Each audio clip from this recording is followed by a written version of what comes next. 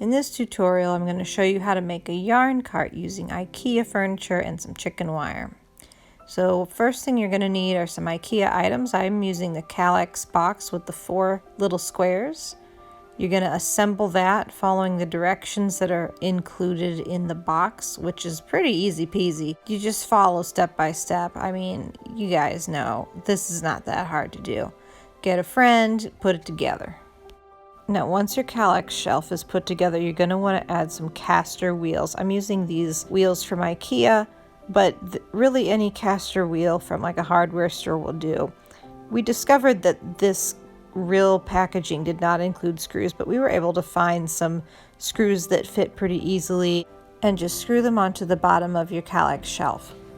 Now for this yarn cart, we screwed on 4 separate caster wheels, but in a previous version of this yarn cart, I used a different set from IKEA that had these caster wheels that came in like pairs with this bar that connected them, and that works as well. So whatever you have available to you that fits this shelving is fine. You can use different wheels than I used. Now that the Kallax shelf is complete and has wheels, we can add the little inserts for the yarn. Now these are made for wine, but we are going to use them for yarn. They're super easy to put together, and then you just slide them right into each of the compartments. It just so happens that wine bottles are exactly the same size as yarn bundles, so that's great. And if you wanted to, you could even do maybe like 2 of the sections with these little like hashtag looking compartments, and then you could do other inserts in the other 2 compartments, because IKEA also makes like little doors and little drawers. So if you wanted to just like store the yarn differently and maybe you didn't have as many colors of yarn to use, you could totally reconfigure this yarn cart to do exactly what you want it to do. What I'm going to do now is take some chicken wire and cut it to the same size as the front of the Kallax box. I believe it's 30 by 30 inches. Once you've cut it, you'll see that the edges are rough and spiky and sharp, so I've covered the edges with duct tape.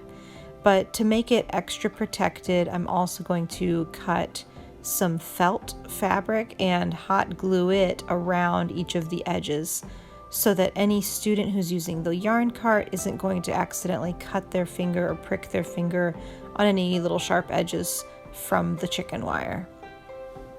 And the chicken wire is going to help keep the yarn in place so that when someone pulls on the yarn, the whole thing doesn't just come out all at once. You can use a hexagon shaped chicken wire like I have here, but in my first yarn cart, I used a smaller like square grid chicken wire. It doesn't really matter which one you use. It's just whatever you have available or whatever your preference is. I did decide to stick with metal chicken wire rather than the plastic varieties that you can find, just because that way students wouldn't accidentally cut the chicken wire with scissors when they were trimming their yarn. Now, all 4 sides of my chicken wire has been protected with this felt, and it's all nice and smooth. So it is ready to be attached to the front of my little yarn cart right here. Now to attach it, I decided to just hot glue it right onto the cart directly. In my first yarn cart, I actually attached like Velcro sections so that the front would be removable. My thinking was I would want to be able to access the yarn, but I realized I'd never really used that feature because the back of the yarn cart is open. So anytime I had like a tangle or I needed to re-thread the yarn through the chicken wire, it was easier to just reach through the back and straighten it out. So the Velcro was just unnecessary.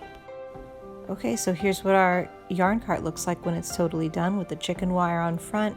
The edges are wrapped in felt to keep it from having any sharp edges. And the back of the yarn cart is open and easy to load the yarn directly into it. Simply find the part of the yarn that pulls out of the middle and then slide it in through the back of the yarn cart and grab that little tail as it butts up against the chicken wire and pull it out so that students can easily grab the yarn, pull what they need and cut it off, and then leave a tail for the next student. For any art teachers out there who have done yarn projects before, I can just tell you after years of teaching projects with yarn and trying to keep the yarn from tangling, this solution has been the best I have come up with to keep from wasting yarn and to save me time from having to go through the yarn and untangle everything and straighten it out all the time. It just keeps the yarn way more organized. Now I know I haven't filled my cart up all the way. We're still waiting on our order to come in for the rest of our yarn, but I did go ahead and add these hooks to the side so we can store some scissors on the side and keep them handy. And now the yarn cart is ready for use. Thank you for watching this tutorial. I really hope it was helpful for you so that you can have an art classroom that's more efficient and you can spend less time untangling yarn.